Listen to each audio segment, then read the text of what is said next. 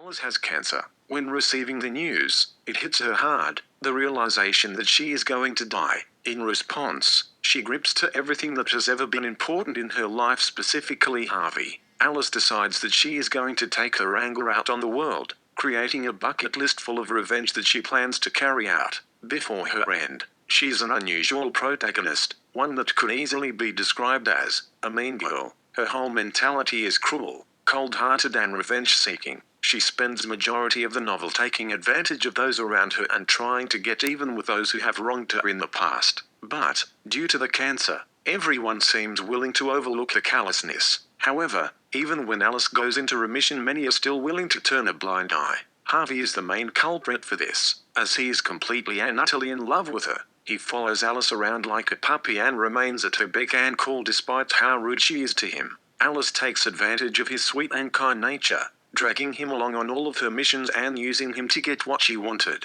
Harvey's inability to defend himself results in the reader losing respect for him. He tries to make Alice a better person, but it is not until he finally stands up to her that he is able to do so. She learns that people need to be treated with respect and dignity if you want to keep them in your life. His act leading her to finally do something for someone other than herself. She attempts to find Harvey's father, someone who has always been absent in his life, so that he will forgive her, but is unable to do so. She instead finds his grandfather. In the end, Alice finally sees the error in her ways and tries to become a person who understands the difference between right and wrong. She tries to mend the bonds between her and many of the people who she hurt in her life, such as her mother and arch-nemesis Celeste.